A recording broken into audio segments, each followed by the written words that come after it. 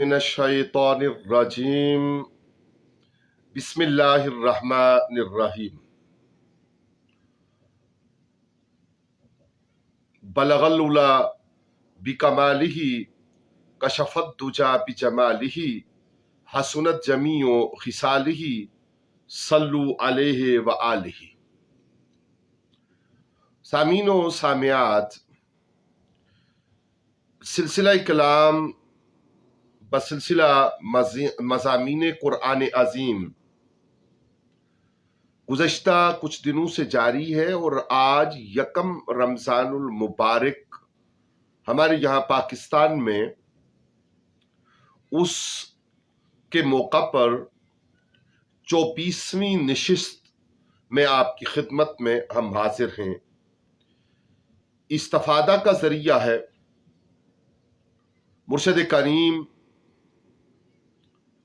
غوث زماں قطب دوراں مفسر قرآن شیخ الحدیث والقرآن مفکر اسلام حضرت علامہ پیر سید ریاض حسین شاہ جی مدظ اللہ العالی کے ترجمہ اور تفسیر تبصرہ سے، اور گزشتہ 23ویں نشست کے بعد کی جو آیات بینات اور ان پر جو تفسیری توجہات قبلہ شاہ جی نے قلم بند فرمائی ہیں، ان کی طرف آگے بڑھتے ہیں۔ ارشاد باری تعالی کا ترجمہ سماعت فرمائیے۔ ہاں، جس نے اللہ کے لیے اپنے آپ کو جھکا دیا اور وہ مخلص بھی ہوا تو اس کا اجر اس کے رب کے پاس محفوظ ہے۔ ایسوں پر نہ کچھ خوف ہے اور نہ وہ کبھی رنجیدہ ہوں گے۔ اور یہودی بولے نہیں عیسائی ذرا بھی ہدایت پر، اور عیسائیوں نے کہا یہودی تھوڑے سے بھی مقصودی ہدایت کے حامل نہیں، حالانکہ وہ سب کتاب پڑھتے ہیں۔ اسی طرح نہ جاننے والوں نے بھی انہی کی مثل باتیں کی، تو اللہ ہے جو قیامت کے دن جس میں وہ اختلاف رکھتے تھے فیصلہ فرما دے گا۔ ترجمہ: ہاں، جس نے اللہ کے لیے اپنے آپ کو جھکا دیا اور وہ مخلص بھی ہوا تو اس کا اجر اس کے رب کے پاس محفوظ ہے۔ ایسوں پر نہ کچھ خوف ہے اور نہ ہی وہ کچھ رنجیدہ ہوں گے۔ آیت میں بلا لفظ کی آواز معرفت کے کئی رنگ اور کیفیات لیے گونج رہی ہے۔ یہ آواز وہی ہے جو اللہ نے اپنے بندوں کی روح سے اپنی ربوبیت کے سوال پر ابھاری۔ بندوں سے پوچھا گیا، کیا میں تمہارا رب نہیں؟ خوش بخت روحوں کے قافلے بلا بلا پکار اٹھے۔ اب یہاں بندوں کا ضمیر سوالی بن گیا کہ ہماری جان سے پیارے رب، یہ یہود و نصارہ کی بڑبولیاں سچی ہیں کہ جنت کی سعادتیں صرف ان کے لیے ہیں۔ قرآن حکیم نے یہود و نصارہ کا معاملہ تو برہان کے ساتھ جوڑ دیا، تاہم جنت کی حقیقتوں، راحتوں اور اخروی سعادت مندیوں کو موضوع سخن بنا کر فرمایا، بلا بلا، ہاں ہاں، وہ شخص جس نے خود کو اللہ کے سامنے جھکا دیا،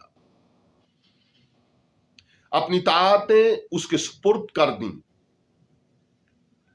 نیک روش پر چلنے والا بن گیا اور پورے شعور کے ساتھ اللہ کی طرف متوجہ ہو گیا، اس کا اجر اس کے رب کے ہاں ثابت ہے۔ دخول جنت اور سعادت ابدی کی امید صرف اسی کو رکھنی چاہیے جو خلوص کے ساتھ نیکی کرنے والا مومن بن جائے۔ علامہ اسماعیل حقی نے لکھا کہ آیت میں وجہہ کی تعبیر اعضاء میں چہرے کے اشرف و افضل ہونے کی وجہ سے ہے۔ چہرہ افکار و احساسات کا معدن ہے، اور یہ بھی ہو سکتا ہے کہ وجہہ کے اخلاص سے مراد ذات کا اخلاص ہو، اس لیے کہ جو شخص اپنے منہ سے کرم کماتا ہے وہ اپنے دیگر اعضاء سے بخل نہیں کر سکتا۔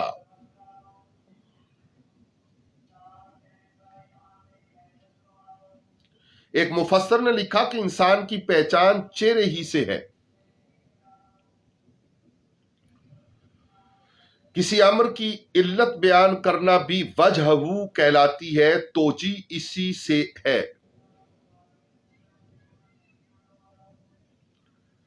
واصف علی واصف نے درست لکھا،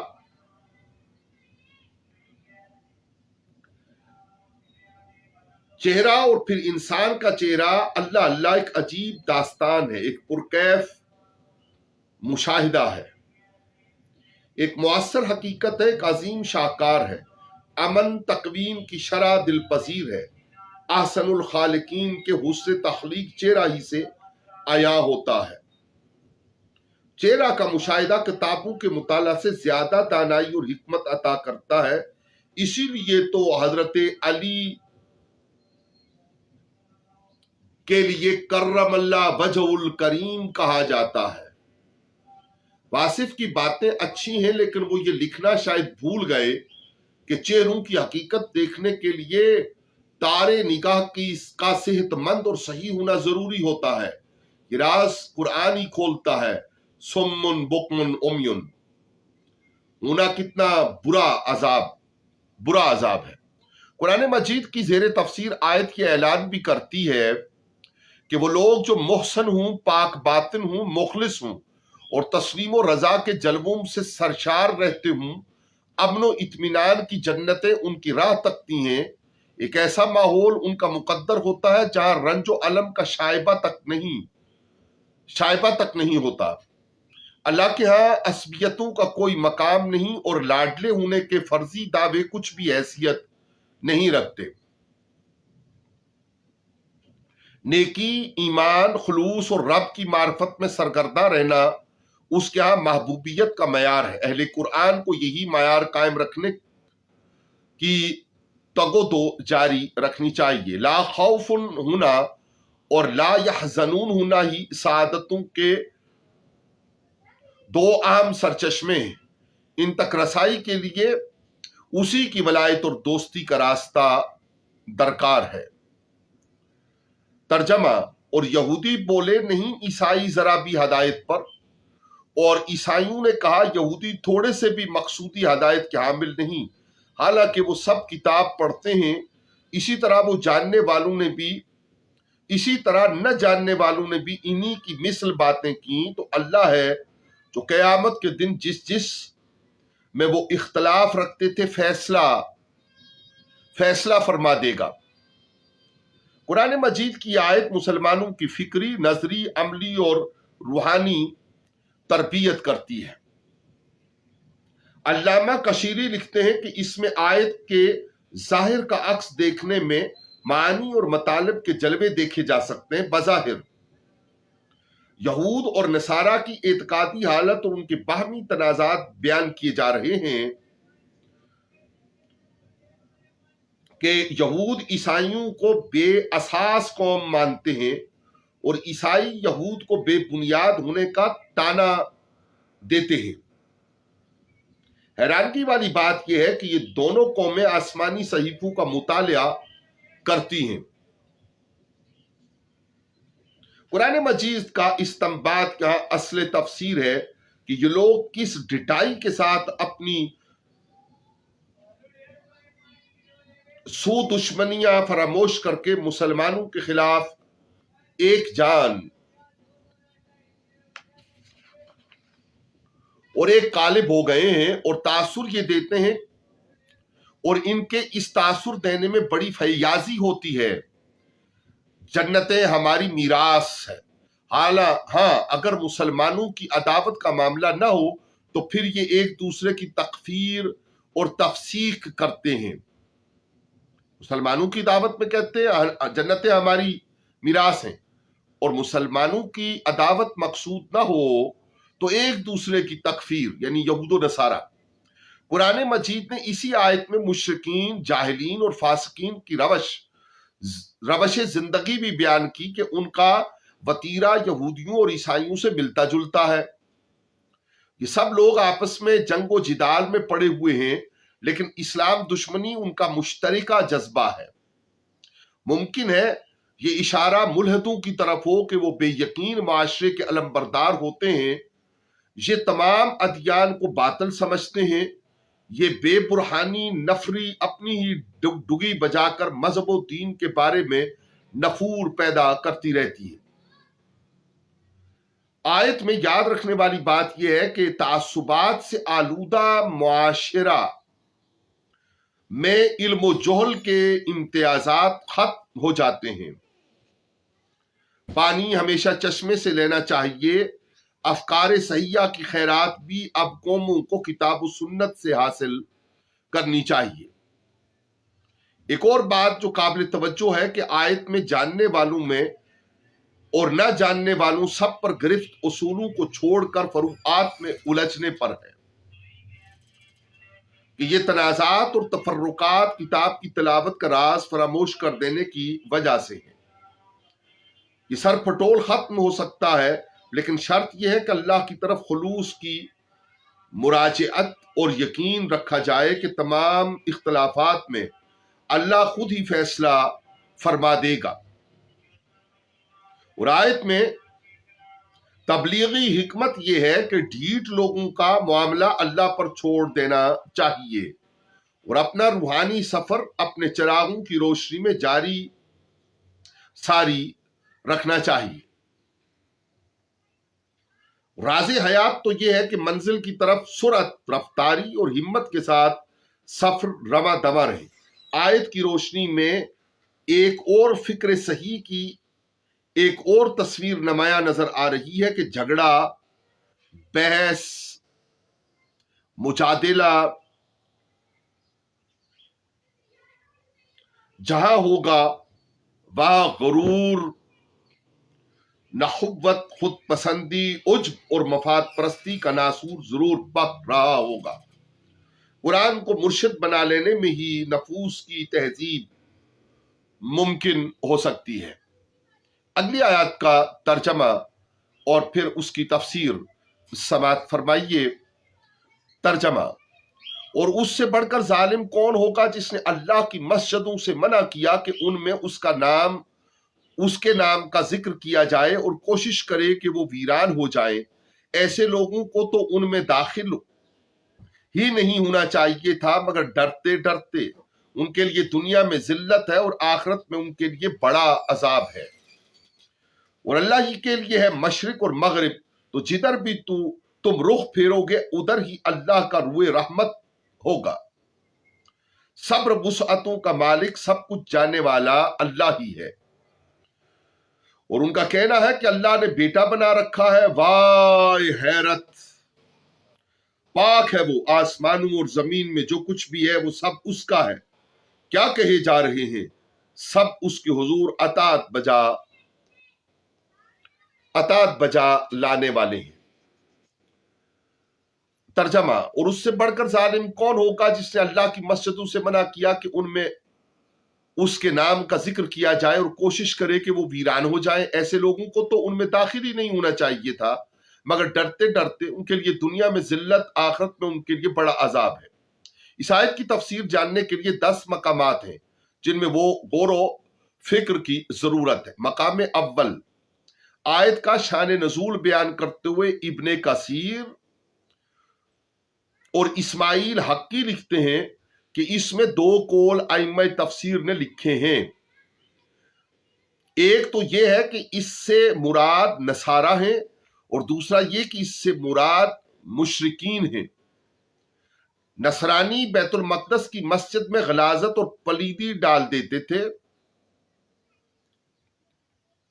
اور لوگوں کو اس میں عبادت کرنے سے روکتے۔ بخت نصر نے جب قدس کی بربادی کے لیے چڑھائی کی تو نصرانیوں نے اس کا ساتھ دیا۔ بخت نصر خود بابل کا مجوسی تھا اور یہودیوں کی شہ دینے پر اس نے قدس پر حملہ کیا تھا۔ شان نزول میں دوسرا قول مشرکین مکہ کے بارے میں ہے کہ انہوں نے حدیبیہ والے سال مسلمانوں کو حرم حاضری سے روکا اور ذی طویٰ کے مقام پر مسلمانوں کو قربانیاں دے کر مدینہ واپس جانا پڑا۔ ابن عباس کا قول یہی ہے۔ ابن جریر طبری نے پہلا قول پسند کیا، جبکہ ابن کثیر نے دوسرا قول پسند کیا۔ سید قطب نے لکھا کہ آیات کا تعلق تحویل قبلہ سے ہے۔ مقام ثانی، مراکز عبادت اور مساجد سے قلبی اور عملی ارتباط ایمانی زندگی کا روشن نشان ہے۔ نیکی کی طرف اٹھنے والے قدم باطن کو خوشیوں سے لبریز کر دیتے ہیں۔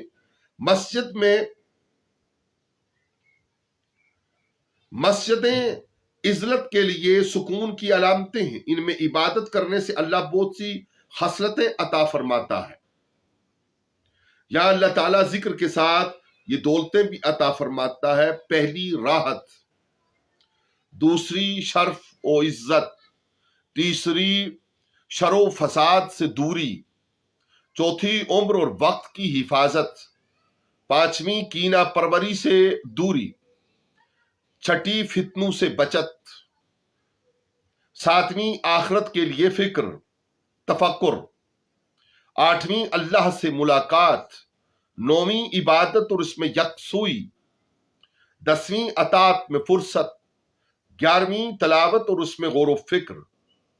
سچی بات یہ ہے کہ مسجدیں اللہ کے نور اور عرفان کے ستارے اور فضیلتوں کا صدف ہیں۔ وہ شخص جو ان سے روکے وہ ظالم ہی تو ہے، بلکہ قرآن کہتا ہے اس سے بڑا ظالم کوئی اور نہیں ہو سکتا۔ حضرت علی رضی اللہ عنہ کا قول ہے کہ 6 خصلتیں حاصل کرو، 3 سفر کی، 3 حضر کی۔ حضر میں یہ 3 خصلتیں ضروری ہیں: تلاوت قرآن، مسجد کی حاضری اور اللہ کی محبت میں دوست بنانا۔ سفر کی 3 خصلتیں یہ ہیں: مال خرچ کرنا،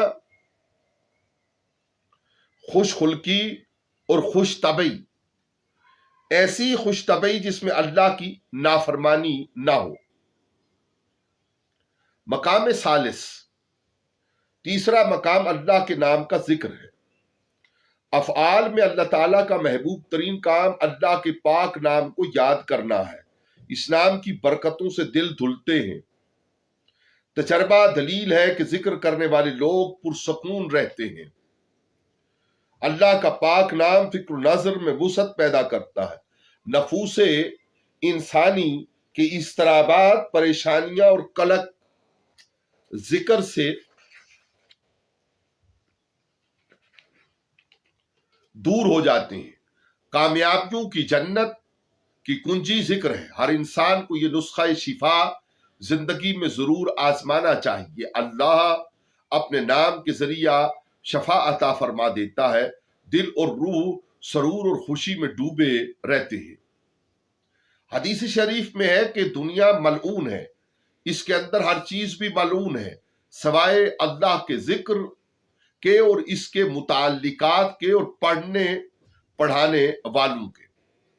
ہم نعت، دعا، استغفار اور اسم پاک کا ورد ذکر کی مختلف صورتیں ہیں، اور علم سیکھنا، علم سے بھرپور کتابیں پڑھنا بھی اللہ ہی کا ذکر ہے۔ قاضی علی بن عبد العزیز جرجانی کہتے ہیں، مجھے زندگی کی لذت اس وقت تک نہ ملی جب تک میں نے گھر میں گوشہ نشین ہو کر کتاب کو اپنا ہم نشین نہ بنا لیا۔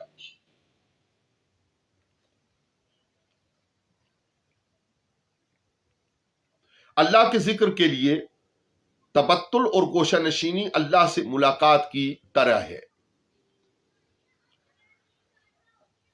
مقام رابعہ، آیت میں تفہیم آیت کا چوتھا مقام روحانی اماجگاہوں کی خرابی ہے۔ دوبارہ جملہ سماعت فرمائیے گا۔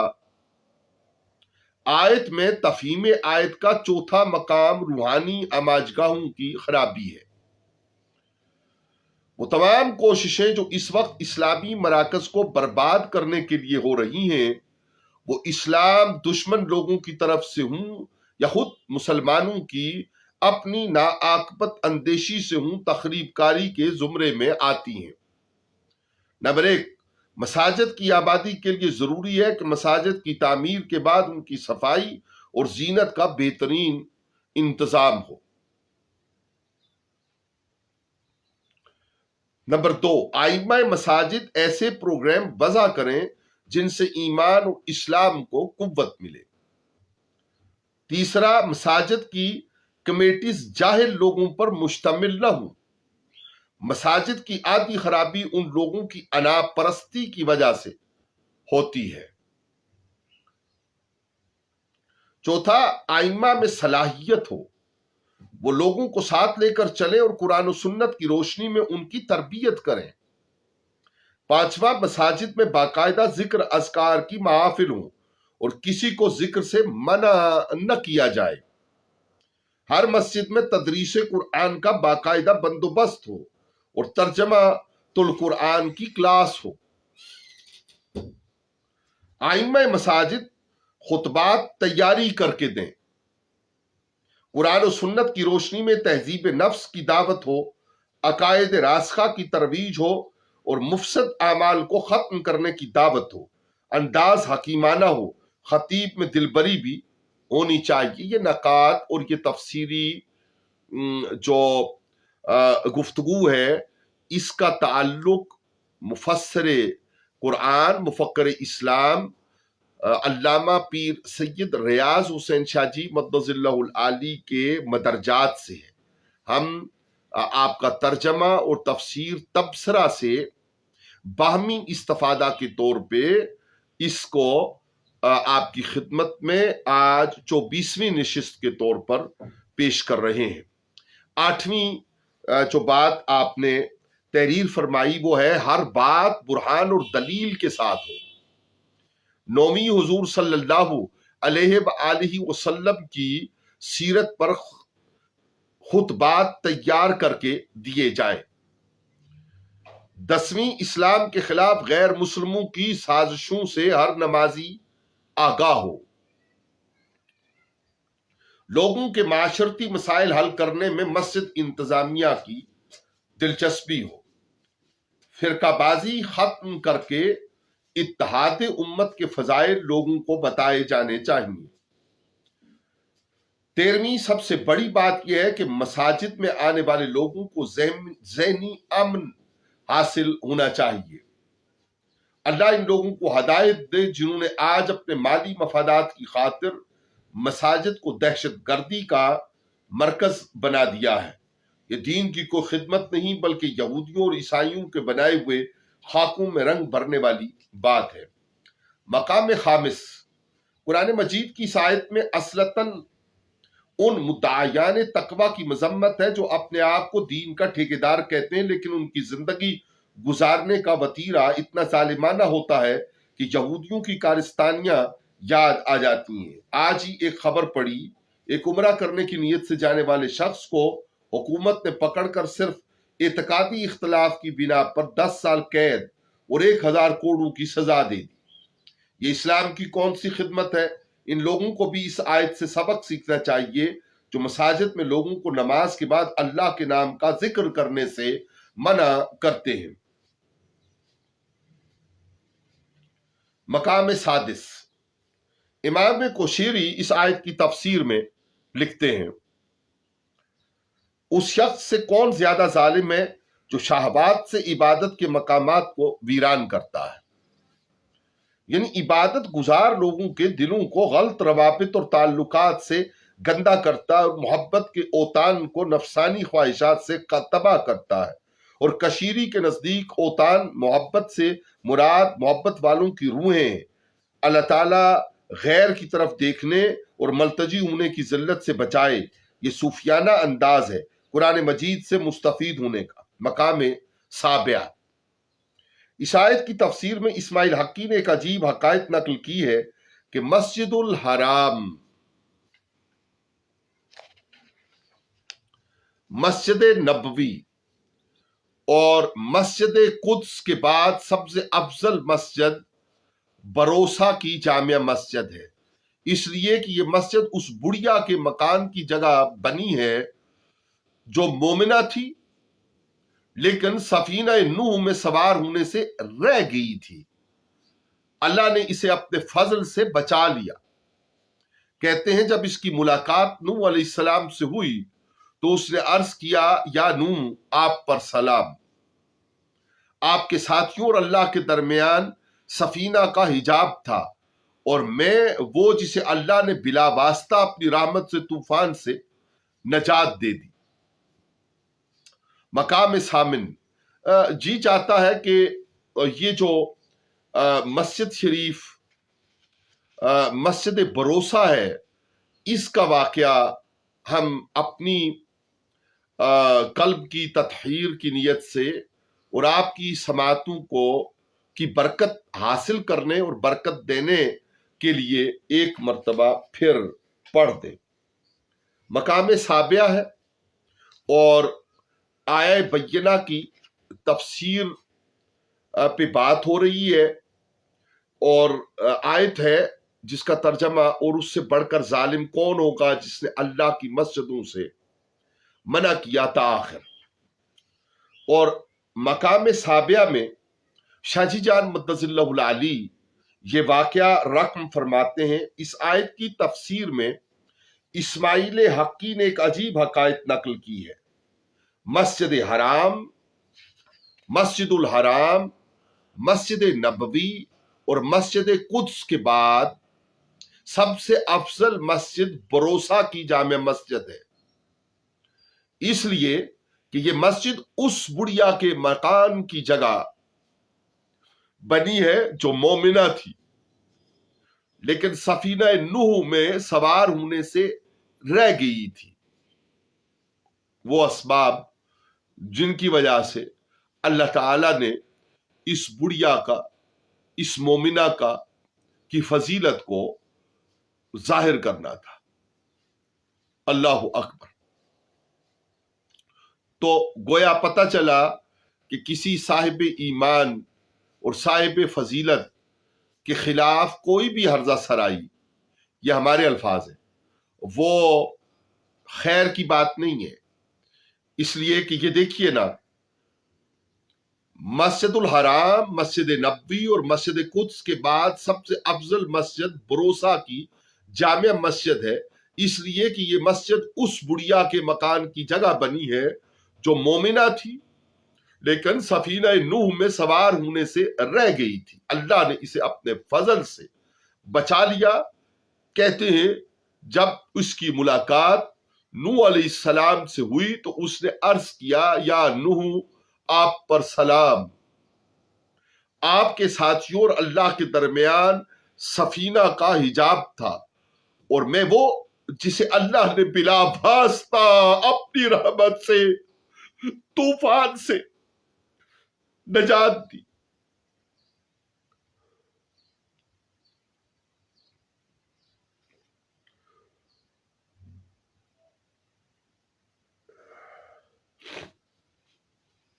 اللہ ہم سب پر اور امت مسلمہ کے ہر فرد پر اپنا فضل اور احسان فرمائے. مقام ثامن آیت کا عمود ظلم سے ممانعت ہے. ایسے ظلم جو مسجدوں اور معبدوں کے میناروں کے سائے تلے آرام سے کر دیے جاتے ہیں. ظلم اگر کسی شے سے فطرت کے خلاف کام لینا ہے تو ہر وہ غیر فطری فعل جو مسجد کے سائے میں ہو ظلم ہے، روحانی اماجگاہ کی بربادی ہے. کہتے ہیں معاشرے میں اگر محروم اور مظلوم نہ ہوں تو معاشرہ فلاحی اور جنتی ہو جائے.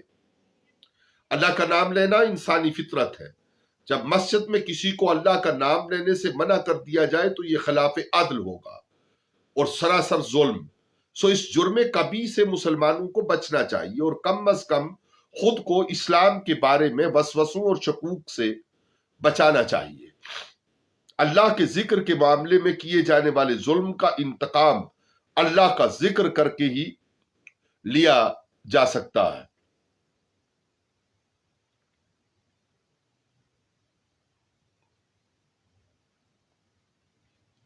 سو مسلمانوں کو ایسا ضرور کرنا چاہیے، اور ظالم کی رسی اگر کسی عادل قادر کے ہاتھ میں آ جائے تو معاف کر دینا چاہیے۔ اچھا انتقام، معاف کر دینا اچھا انتقام ہے۔ جیسے یوسف علیہ السلام نے کہا جاؤ آج تم پر کوئی گرفت نہیں، یا پھر جیسے فتح مکہ کے دن حضور صلی اللہ علیہ وآلہ وسلم نے مکہ والوں کو معاف کر کے انتقام لے لیا۔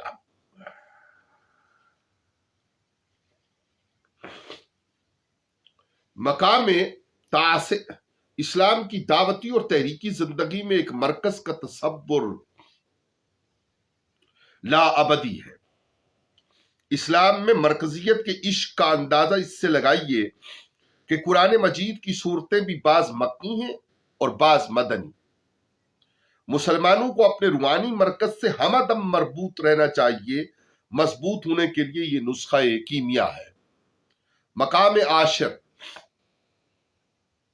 یہ آیت ہمیں سکھاتی ہے کہ ظالمین سے آگاہی از حد ضروری ہے۔ مسلمانوں کو اپنی نسلوں تک کو ظلم والوں سے دور رکھنا چاہیے۔ یہ آیت ہمیں سکھاتی ہے کہ ہمیں مسجدوں کا ادب اور احترام ملحوظ خاطر و عمل رکھنا چاہیے۔ یہ آیت ہمیں سبق دیتی ہے کہ لوگوں کو ان کے فطری حق سے محروم نہیں کرنا چاہیے۔ یہ آیت ہمیں تربیت دیتی ہے کہ تخریب کاری کا ہر صورت میں ہم سدباب کرنے کی کوشش کریں۔ قرآن ہمیں تربیت دیتا ہے کہ مفسدین کی سرکوبی کے لیے ہم اپنی طاقت کو مجتمع رکھیں، اور یہ کہ قرآن ہمیں ایک یقین سے روبہ آشنا کراتا ہے کہ تخریب کار دنیا اور آخرت میں ذلیل ہوں گے اور انہیں عذاب دیا جائے گا۔ اگلی آیت کا ترجمہ سماعت فرمائیے۔ اور اللہ ہی کے لیے مشرق اور مغرب، تو جدھر بھی تم رخ پھیرو گے ادھر ہی اللہ کا روح رحمت ہوگا۔ سب وسعتوں کا مالک، سب کچھ جاننے والا اللہ ہی ہے۔ قرآن مجید کی یہ آیت مذہبی تعصبات کی رسیاں کاٹ دیتی ہے۔ مشرق مغرب کی بنیاد پر دلوں کو بکھیرنے والوں کو بڑے مؤثر پیرائے میں یہ بات سمجھائی جا رہی ہے، تمام سمتوں کا خالق اور معجد اللہ تعالیٰ ہے۔ یہاں رکیے اور یوں دیکھ لیجئے کہ جلسہ ہے یا میٹنگ ہے یا کوئی ذریعہ ہے، فرض کیجئے، اور اس کے ذریعہ سے مشرق و مغرب کی تفریق، پنجابی یا بلوچی کی تفریق، کشمیری یا سندھی کی تفریق، پختون یا فارسی بولنے یا عربی بولنے والوں کی جو تفریق ہے، اس کی بنیاد پر جو اشتعال انگیز گفتگو کی جاتی ہے، خدا نخواستہ، تو یہ اشتعال اور یہ تعصب، اس کی ممانعت میں قرآن عظیم کی اس آیت وَلِلَّهِ الْمَشْرِقُ وَالْمَغْرِبُ کہ مشرق و مغرب اللہ ہی کا ہے، اس کے اوپر توجہ دیتے ہوئے ہمیں ان تفسیری نکات کو ملاحظہ کرنا چاہیے۔ سماعت فرمائیے شاہ جی جان، مرشد کریم علامہ پیر سید ریاض حسین شاہ جی مدث اللہ العالی رقم تراز ہیں۔ قرآن مجید کی آیت مذہبی تعصبات کی رسیاں کاٹ دیتی ہے۔ مشرق مغرب کی بنیاد پر دلوں کو بکھیرنے والوں کو بڑے مؤثر پیرائے میں یہ بات سمجھائی جا رہی ہے، تمام سمتوں کا خالق اور معجد اللہ تعالیٰ ہے، وہ خود مکان و زمان کی حدود سے ماوراء ہے، اسے کسی بھی طرح محصور اور محدود نہیں کیا جا سکتا ہے، ہر سمت اسی کی ملک میں ہے، توجہات کو یکسوئی دینے کے لیے کسی سمت کی کوئی اہمیت نہیں، اہمیت اگر ہے تو اللہ کے امر کی ہے، تقدس اور فضیلت اسی سمت گھوم جاتی ہے جدھر اور جس سمت اللہ کا حکم ہو جاتا ہے۔ آیت کا عمود قوموں کی تربیت ہے کہ نزاع اور تفرقہ عالم انسانیت کی تباہی ہے۔ یہود و نصارہ دونوں کا قبلہ بیت المقدس تھا، لیکن عیسائیوں نے خاص طور پر قدس کی مشرقی جانب کو اپنے قبلے کے لیے منتخب کر لیا تھا، اور وجہ شاید یہ تھی کہ مریم کا موتقف اس جانب تھا۔ یہود نے کہا کہ ہمارا قبلہ قدس کی مغربی جانب ہے، دونوں قوموں کے نزع سے حق بجانب امت کا شعار بنایا گیا کہ وہ تعصبات کے غلام نہیں ہوتے، اللہ کے حکم کے پابند ہوتے ہیں۔ قرآنی بحث کا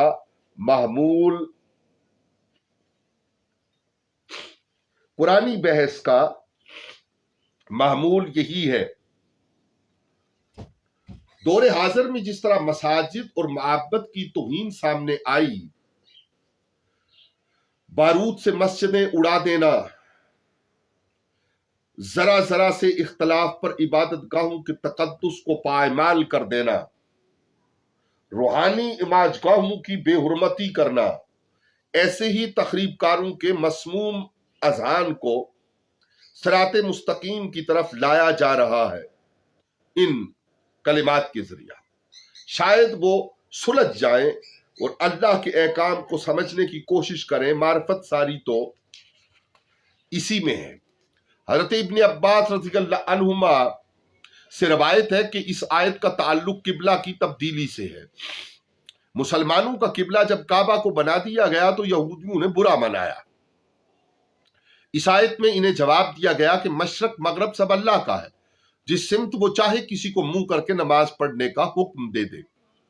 یاد رہے کہ تحویل قبلہ حضور صلی اللہ علیہ وآلہ وسلم کی قلبی چاہت پر ہوئی۔ عائشہ رضی اللہ عنہما فرماتی تھی کہ حضور میں آپ کے رب کو اس طرح دیکھتی ہوں کہ وہ آپ کی آرزوؤں کی تکمیل میں کتنی جلدی فرماتا ہے۔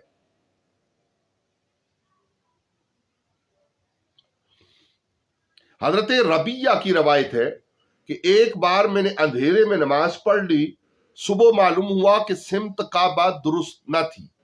یہ انجانے کی بات ہو رہی ہے۔ حضور صلی اللہ علیہ وسلم سے پوچھا، یا رسول اللہ نماز کا کیا بنا؟ آپ صلی اللہ علیہ وآلہ وسلم نے یہ آیت پڑھی، مشرق مغرب سب اسی کے ہیں۔ اس قسم کی ایک حدیث حضرت جابر رضی اللہ عنہ سے بھی روایت کی گئی۔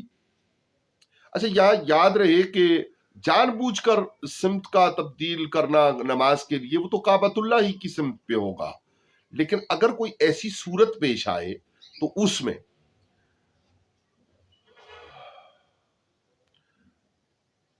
حدیث شریف کا ترجمہ اور ان کا کہنا ہے،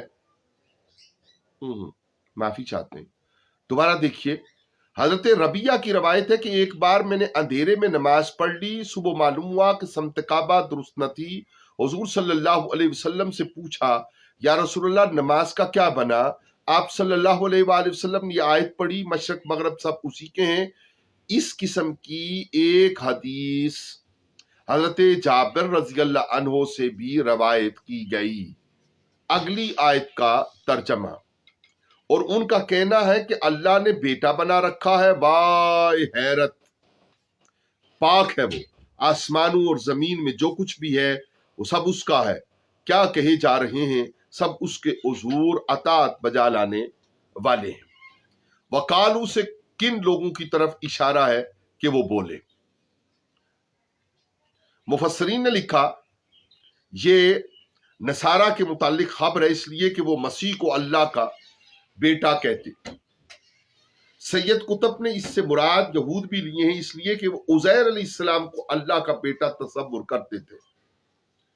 ابن کثیر نے یہ قول بھی نقل کیا ہے کہ عربوں سے متعلق یہ خبر ہے، اس لیے کہ وہ فرشتوں کو اللہ کی بیٹیاں تصور کرتے تھے۔ علامہ قرطبی نے ایک چوتھا قول بھی نقل کیا، اس سے وہ تمام جاہل کفار مراد ہیں جو اللہ کے لیے اولاد ہونے کا عقیدہ رکھتے ہیں۔ وہ لوگ کتنے بدبخت ہوتے ہیں جو عقیدوں اور ایمان کی کھوٹ ڈالتے ہیں، سمجھتے نہیں کہ دودھ میں پانی ملانا حریم عمل میں قابل برداشت نہیں ہوتا۔ یہ کیسے مانا جا سکتا ہے کہ اللہ معبود لا شریک ہو کر اولاد رکھ سکتا ہے؟ لمحات حیات مختصر ہی تو ہیں، انہیں نظر آتش کرنا کتنی حماقت ہے۔ کچھ لوگ وہ ہیں جو اس بے عیب ہستی کو بے عیب ہی مانتے ہیں اور اسے پاک جانتے ہیں۔ آیت میں سبحانہ کا کلمہ بہجت اور سرور کا عجب رنگ رکھتا ہے، لیکن خوشیاں دینے والے یہ لاہوتی لفظ اور ملکوتی لہجے ماننے والوں ہی کو عقیدوں کا ذائقہ ہدیہ کرتے ہیں۔ قرآن مجید نے سادگی کے مؤثر رنگ سے بنائی گئی روشنائی سے یہ حقیقت ابھاری کہ آسمانوں اور زمین کی جب ہر شے اسی کے لیے ہے تو پھر اسے اولاد بنانے کی کیا ضرورت تھی؟ انسان اگر جھوٹے فلسفوں کے سمندر میں تیرنے سے رک جائے تو اس کے لیے یہ سمجھنا کوئی مشکل نہیں رہتا کہ اللہ کسی کا محتاج ہے نہیں۔ جب وہ تنہا اور واحد اور قادر و لا شریک ہے تو اس کے لیے اولادوں کے لفظی بت تراشنے سے کیا فائدہ؟ زندگی کو فضیلت معاب چشموں سے قریب تر کرنے کا طریقہ یہی ہے کہ اس کے لیے سبحانہ کی تسبیح کی جائے۔ سبحان اللہ فطرت کی آواز بھی ہے اور فطرت کو سمجھنے کا روحی ساز بھی ہے۔ غور سے سنیے روح کی آواز، وہ سر بسجود ہو کر پڑھ رہی ہے سبحان ربی الاعلی۔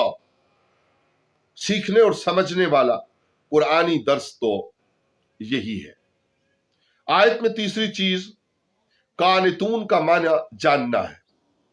قانتون کانت کی جمع ہے۔ علامہ قرطبی نے اس کا معنی اطاعت کرنے والا لکھا، جبکہ ابن عطیہ نے المحرر الوجیز میں اس لفظ کا معنی سکوت لکھا ہے اور یہ بھی کہا ہے کہ اس سے مراد نماز گزار ہے۔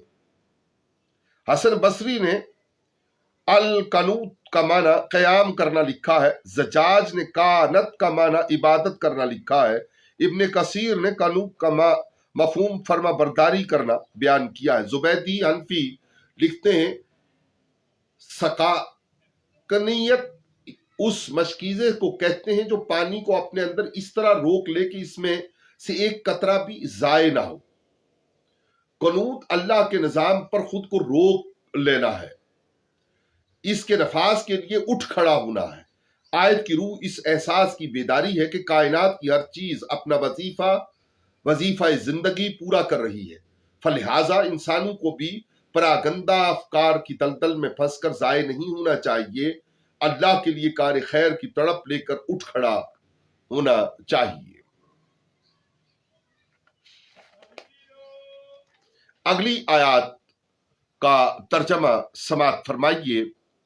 وہ آسمانوں اور زمین کا بنانے والا ہے اور جب کسی کام کا فیصلہ کر لیتا ہے تو اس کا اتنا کہنا ہی کافی ہوتا ہے کہ ہو جا، اور وہ کام ہو جاتا ہے۔ اور وہ لوگ جو کچھ جانتے ہی نہیں انہوں نے کہہ دیا اللہ ہم سے کلام کیوں نہیں کرتا یا ہمیں کوئی آیت کیوں نہیں دے دیتا۔ ان سے پہلے بھی ان کی باتوں سے ملتی جلتی باتیں لوگ کرتے رہے، ان کے دل ملے ہوئے ہیں، ہم نے تو خوب روشن آیتیں بیان کر دی ہیں ایسی قوم کے لیے جو یقین رکھتی ہو۔ اے محبوب بے شک ہم نے آپ کو حق دے کر بھیجا، خوشخبری سنانے والا اور ڈرانے والا بنا کر، اور آپ سے دوزخ والوں کے بارے میں پوچھ گچھ نہیں ہوگی۔ وہ آسمان اور زمین کا بنانے والا ہے اور جب کسی کام کا فیصلہ کر لیتا ہے تو اس کا اتنا کہنا ہی کافی ہوتا ہے کہ ہو جا، اور وہ کام ہو جاتا ہے۔ ابن عاشور نے لکھا کہ بادی کا مادہ بدا ہے، اس کا معنی کسی چیز کو عدم سے وجود میں لانا ہوتا ہے۔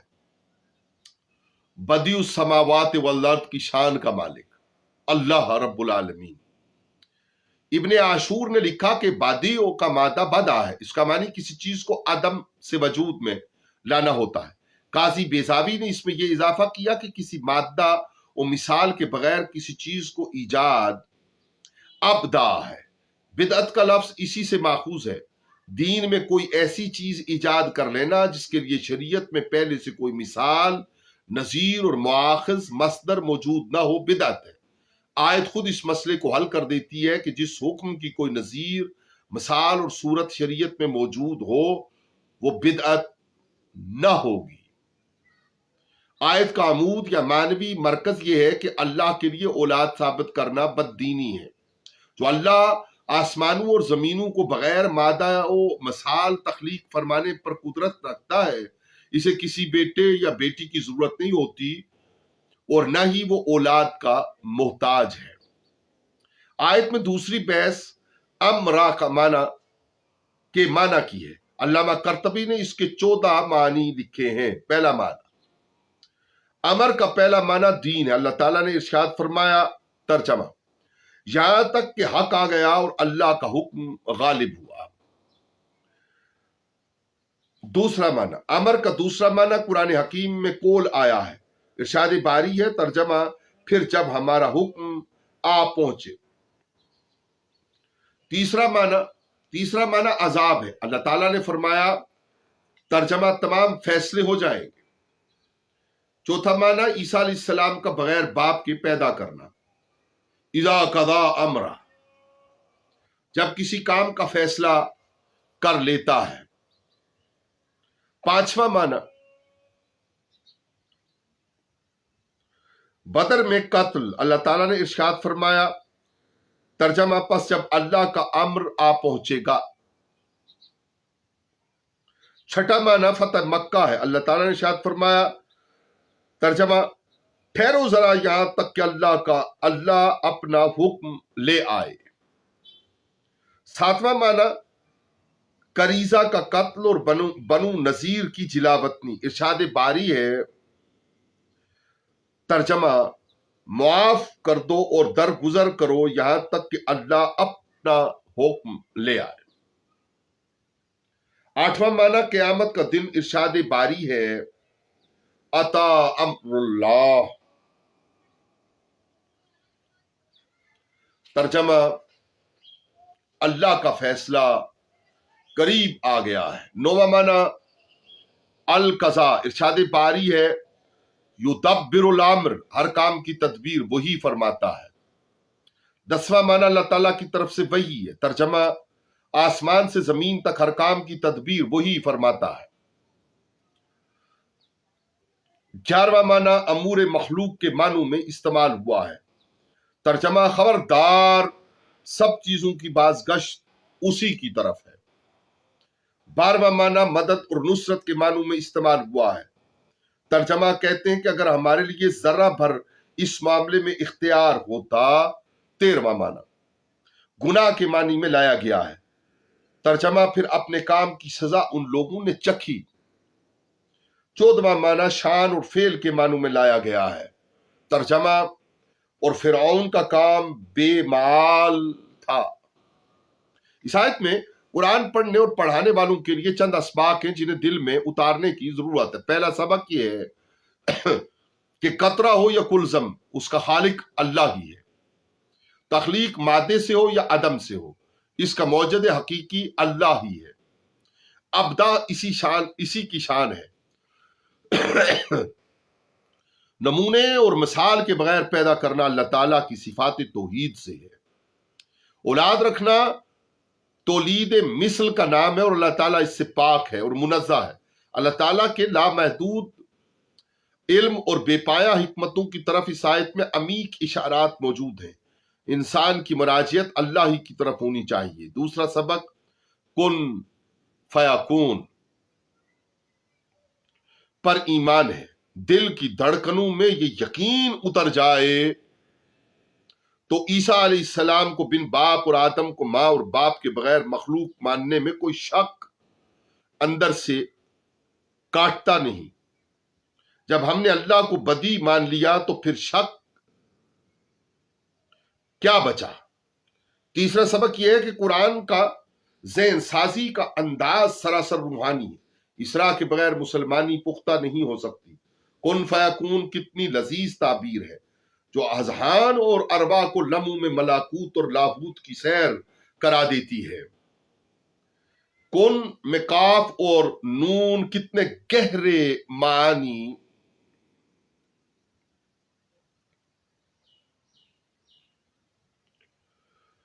کن میں کاف اور نون کتنے گہرے معنی کے استعارے ہیں۔ ہمارے قدیم مفسرین کی یہ تفسیری بحث بے مغز نہیں کہ کن کا کاف کینونا سے ہے اور نون نور سے ہے۔ مفرد سے جمع تک ایک جہاں اس میں مضمر ہے، لیکن دیکھنے کے لیے آنکھ چاہیے اور ہضم کرنے کے لیے پرسکون اور اللہ اللہ کرنے والا دل درکار ہے۔ ذوق اور ارادہ ہو تو گلزار کن میں معانی اور حکمتوں کے فرق بخش اشجار پھولوں اور پھلوں سے لدے ہوئے ہیں۔ بلا شبہ کن کا قائل قلوب کی منزل ہے اور کائنات ساری اسی کے نور سے ہے۔ تکوین و تشریح سب کچھ نور والوں ہی کے لیے ہے اور وہ یہ راز سمجھتے ہیں، اس لیے تو باغ عدن سے توبہ کی نورانی ٹہنیوں سے جھانک جھانک کر نغمے مست ہیں، کن فیکون تے کل دی گل لے۔ اس مصرع کو شاہ جی جان ان الفاظ کے بعد لائے ہیں، سماعت فرمائیے۔ بلا شبہ کون کا قائل قلوب کی منزل ہے اور کائنات ساری اسی کے نور سے ہے۔ تکوین و تشریح سب کچھ نور والوں ہی کے لیے ہے اور وہ یہ راز سمجھتے ہیں، اسی لیے تو باغ عدن سے طوبہ کی نورانی ٹہنیوں سے جھانک جھانک کر نغمہ مست ہیں، کن فیکون تے کل دی گل لے۔ چوتھا سبق آیت میں یہ بھی ہے کہ بدی اس سماوات والارض سے تمسک اور رابطہ، احساس تحفظ، امید اور روحانی قوتوں سے مالا مال کر دیتا ہے۔ اللہ ہمیں یہ دولتیں نصیب فرمائے۔ ترجمہ، اور وہ لوگ جو کچھ جانتے ہی نہیں، انہوں نے کہہ دیا اللہ ہم سے کلام کیوں نہیں کرتا یا ہمیں کوئی آیت کیوں نہیں دے دیتا۔ اس سے پہلے بھی ان کی باتوں سے ملتی جلتی باتیں لوگ کرتے رہے، ان کے دل ملے ہوئے ہیں۔ ہم نے تو خوب روشن آیتیں بیان کر دی ہیں ایسی قوم کے لیے جو یقین رکھتی ہو۔ قرآن مجید کی اس آیت میں بے علم اور جاہل لوگوں کی مصنوعی، گھٹیا اور نفس ساز باتیں موضوع سخن بنائی گئی ہیں۔ معاشرے کے وہ کم ظرف لوگ جو خود کو سوسائٹی کے ہر طبقہ کا مرکز سمجھتے ہیں، ان کی عظمتوں کے معیار بھی خود ساختہ اور جھوٹے ہوتے ہیں۔ یہ لوگ سچی، کھری اور روحانی صداقتوں کو قابل قبول نہیں سمجھتے۔ ان کے ہاں فضیلتوں کے چڑھاووں کے مستحق ان کے تراشے ہوئے اصنام ہی ہوتے ہیں۔ جب ان کے سامنے کوئی سچا، خوبصورت اور کھرا کردار لایا جاتا ہے، یہ اسے بشرا فہم سے بعید تصور کرتے ہیں۔ مشرکین عرب بھی ہو حضرت محمد صلی اللہ علیہ وآلہ وسلم کی دعوت کو اپنے جھوٹے کرداروں کے مقابلے میں پست سمجھتے۔ ان کے ذوم میں اللہ کو ان سے ہم کلام ہونا چاہیے تھا، نشانیوں کا جلوہ ان کی نگاہوں کے سامنے اتارا جانا چاہیے تھا۔ قرآن حکیم نے برملا کہہ دیا کہ پہلے زمانے کے بد کردار لوگ اور یہ کٹ حجتیاں کرنے والے ایک ہی قسم کے لوگ ہیں۔ ان کے دل اور ذہن ایک دوسرے سے مشابہ ہیں۔ اگر ان کی آنکھیں کام کرتی ہوتی اور یہ لوگ یقین کی گلی سے گزرے ہوتے تو نشانیوں کی کوئی کمی نہیں تھی۔ حضرت محمد صلی اللہ علیہ وآلہ وسلم کا ہر عمل اور ہر حکم اعجاز کا تراشا ہوا نگینہ ہے۔ آپ کی سیرت اور کردار کا ہر حصہ نشانی ہے۔ آپ صلی اللہ علیہ وآلہ وسلم کے سینہ بے کینہ پر جو کتاب نازل ہوئی، اس کا ہر حرف ربانی ہونے کا شرف رکھتا ہے۔ مصطفی سیرت اور کتاب دعوت کی نشانیوں کا حسن وہ کیسے دل میں اتاریں جن کی روحیں اور اذہان پادریوں اور اصنام پرستوں کے پنجوں میں جکڑے ہوئے ہیں۔ وہ لوگ سچائیوں کی قسم آفتاب حق کے سامنے عزت اور تکریم کے ساتھ کیسے کھڑے ہو سکتے ہیں جن کے دل اور دماغ کھوپڑیاں کفر نے پیس کر ریزہ ریزہ کر دی ہیں۔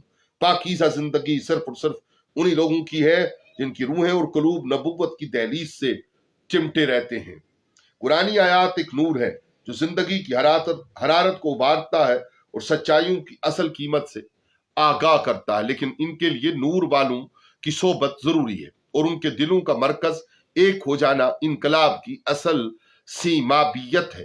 آیات بینات کے ان روحانی جلووں کو دیکھنے کی برکت ہی سے دلوں کے ساز بندگان خدا کو الوہی عشق سے دیوانہ بنا دیتے ہیں، پھر زندگی محبتوں کا میلہ بن جاتی ہیں، جہاں دم مست کے نغمے اعجاز کتاب کے سامنے گونجتے رہتے ہیں۔ ترجمہ، سماعت فرمائیے اے محبوب، بے شک ہم نے آپ کو حق دے کر بھیجا، خوش خبری سنانے والا اور ڈرانے والا بنا کر، اور آپ سے دوزخ والوں کے بارے میں پوچھ گچھ نہیں ہوگی۔ علامہ احمد مصطفیٰ مراغی نے لکھا کہ اس آیت میں حضور صلی اللہ علیہ وآلہ وسلم کے لیے تسلیہ اور خوشیوں کا پیغام ہے، اس میں دلاسا ہے۔ حضور صلی اللہ علیہ وآلہ وسلم کے غموں کو بانٹا گیا، آپ کی کمر کا بوجھ ہلکا کیا گیا ہے۔ آیت کے الفاظ نفحات خلود کا درجہ رکھتی ہیں۔ وہ لوگ جن کی روحیں بیمار ہو جائیں، ان کے اجسام اور زبانیں زہریلا لعاب اگلنے لگ جاتی ہیں، ایسے کم ظرف نفرتوں کے خوگر لوگ پیغمبروں کے شہر رحمت میں رہ کر بھی بدعقیدگی کا دھواں اگلتے رہتے ہیں، بات ان کی زبانوں سے رستے ہیں۔ بدتمیزی کی یہ انتہا نہیں کہ رسول رحمت کے سامنے وہ یہ کہہ دیتے ہیں کہ اللہ اولاد رکھتا ہے، فرشتے اللہ کی بیٹیاں ہیں، عیسیٰ ابن اللہ ہیں اور عزیر اللہ کے بیٹے ہیں۔ لرزتے ماحول کے کانپتے لمحات میں قرآن کی آیت رحمتوں کا جھونکا بن کر نازل ہوئی۔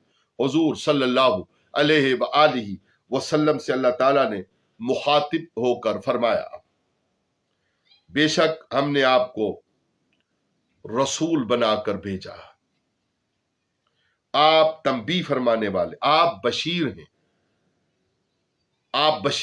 آپ تنبیہ فرمانے والے ہیں۔ دوزخ کے ناری شولوں کی لپیٹ میں آنے والوں کے بارے میں آپ سے پوچھ گچھ نہیں ہوگی۔ بات کس حسن کے ساتھ کھول دی گئی کہ یہ دنیا دار المکافات ہے، ایسے نہیں ہو سکتا کہ نار والوں کے سوال نور والوں سے پوچھے جائیں۔ سچائیاں دبتی نہیں، ان کے قدرداں خود اللہ ہے۔ ہمیں پھولوں کی کیاریوں پر نظر کر کے سوچنا چاہیے، ہر سال پھولوں کی نئی نسلیں خوشبوؤں کی بہار دکھاتی ہیں۔ بشارت اور انذار اور رسالت کے پیغامات مقدر اجالتے رہتے ہیں، اس لیے ان کے عقب میں خدائی طاقت اور قوت موجود ہوتی ہے۔ پروانہ روشنی پر جل کر شہید ہو جاتا ہے اور چمگادڑ روشنی سے بھاگ کر مر جاتی ہے۔ بظاہر دونوں مر جاتے ہیں، لیکن دونوں کی زندگی میں زمین اور آسمان کا فرق ہے۔ آیت کا مقصودی عمود تو یہ ہے کہ قرآن پڑھنے والے زبانوں اور دلوں کو دھو کر پیغام حق کی طرف متوجہ ہوں اور زندگی کی ادھوری تصویروں کو مکمل کریں، اور یقین اس مقدس کام کا فضیلت مآب نگار خانہ مدینۃ الرسول ہے، جہاں بشارات کا سامن برستا رہتا ہے اور وہاں کی فضاؤں میں انذار کی بجلیاں کڑکتی رہتی ہیں۔ اصحاب الجحیم کورے شیرائے چشم ہے۔ علماء رسول کو یہ آیت کی سبق بھی دیتی ہے، نہ موافق حالات اور نہ ہموار حاسدین کے کرتوتوں پر کڑھنے کی ضرورت نہیں ہوتی۔ انسان کو اللہ اور اس کے رسول سے مربوط اور پرسکون رہتے ہوئے اپنا کام جاری رکھنا چاہیے۔ قاری قرآن کو یکسو ہو کر پورے جوش و خروش سے یہ اعلان کر دینا چاہیے، اے ہمارے پروردگار، ہم نے تیری طاقت کو مان لیا، تیرے رسول کی رحمتوں کی آبشاروں سے ہم نے اپنے دل دھو لیے، تیرے رسول کی بشارتوں کے پھولوں کے لیے ہم نے اپنے دامن پسار لیے۔ ہمیں توفیقات سے نواز کے انداز کا خوف ہمارے لیے کردار ساز ثابت ہو، ہمیں توفیقات سے نواز کے انذار کا خوف ہمارے لیے کردار ساز ثابت ہو۔ ہمیں دوزخ والوں سے کوئی غرض نہیں، ہمیں انعام والوں کا راستہ نصیب رکھ۔ اگلی آیات کا ترجمہ لے لیتے ہیں اور پھر 25ویں نشست کا انتظار انشاءاللہ العزیز۔ ترجمہ: اور آپ سے یہودی ہرگز راضی نہیں ہوں گے، نہ عیسائی، جب تک کہ آپ ان کے خود ساختہ اور عصبیت زدہ مذہب کو نہ مان لیں۔